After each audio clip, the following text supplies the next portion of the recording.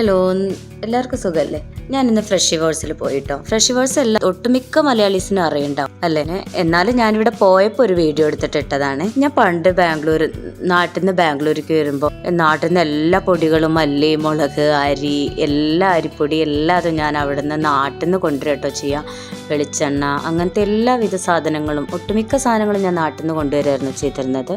അങ്ങനെ കുറേ സമയം പോവാതെയൊക്കെ ഇരുന്നപ്പോൾ ഇത് നല്ല സാധനങ്ങൾ കിട്ടുക എന്നുള്ളത് ഒരു ഡിഫിക്കൽട്ടായിട്ടോ. അങ്ങനെയുള്ള സമയത്താണ് ഞാൻ ഈ ഫ്രഷിവേഴ്സിനെ പറ്റിയിട്ട് കേട്ടത്. ഇവിടുത്തെ പ്രത്യേകത എന്താണെന്നറിയോ?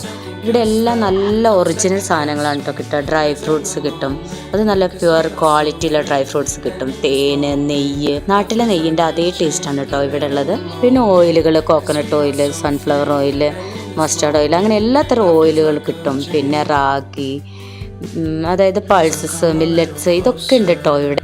ലിപ്പാം എല്ലാം കിട്ടും. മല്ലി, മുളക്, ഗോതമ്പ്, റാഗിയൊക്കെ ഇവിടെ തന്നെ വാങ്ങി ഇവിടെ തന്നെ പൊടിച്ചു കൊടുക്കും കേട്ടോ അവർ. ഇവിടെ ലിപ്പാം ഉണ്ട് കേട്ടോ. പിന്നെ ഷിക്കാക്കായ് ഉണ്ട്, ഷിക്കാക്കായ് പൗഡർ ഉണ്ട്, അംല പൗഡർ ഉണ്ട്, അങ്ങനെ സോപ്പ് പൗഡർ ഉണ്ട്. നിങ്ങൾക്ക് ഇവിടെ നിന്ന് എന്താ വാങ്ങണ്ടാത്തതെന്ന് കൺഫ്യൂഷനായി പോകും കേട്ടോ. തേങ്ങ തിരുമ്മി എടുക്കാനൊക്കെ മടിയുള്ള ആൾക്കാർക്ക് അതും ഇവിടെ തിരുമ്മി കൊടുക്കും കേട്ടോ. കോഫി ബീൻ വാങ്ങിയിട്ട് ഇവിടെ തന്നെ പൊടിച്ച് കോഫി പൗഡറുമായിട്ട് വിൽക്കും കേട്ടോ.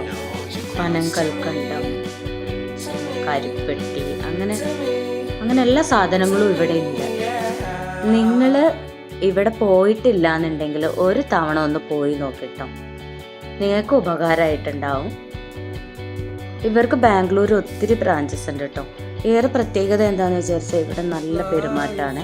നമ്മൾ ചെല്ലുമ്പോൾ വാങ്ങണ്ടെന്ന് വിചാരിച്ചിട്ട് പോയാലും ഇവിടുത്തെ ഒട്ടുമിക്ക സാധനങ്ങളും വാങ്ങിയിട്ടേ ഞങ്ങൾ വരാറുള്ളൂ. കാരണം അത്ര നല്ല പെരുമാറ്റമാണ്.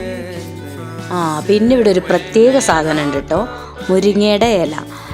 നാട്ടിൽ നിന്ന് നമുക്ക് വന്നിട്ട് മുരിങ്ങയുടെ ഇല മിസ് ചെയ്യണമെങ്കിൽ ഇവിടെ പോയവർ ഡ്രൈ ചെയ്ത് വെച്ചിട്ടുണ്ട്. അത് നമ്മൾ വാങ്ങിയിട്ട് വെള്ളത്തിലിട്ടിട്ടുണ്ടെങ്കിൽ സാധാരണ മുരിങ്ങയുടെ ഇലയാവും. അപ്പം നമുക്കതിനെ കറി വെക്കുക, തോരൻ വെക്കുക, എന്ത് വേണേലും ചെയ്യാം കേട്ടോ. പിന്നെ ഇവിടെയുള്ള പ്രധാന ഐറ്റം ചക്കക്കുരു ഉണ്ട്. ചക്കക്കുരു ഉണക്കി വെച്ചിട്ടുണ്ട് ഇവിടെ. അപ്പോൾ ടാറ്റാ, ബൈ ബൈ.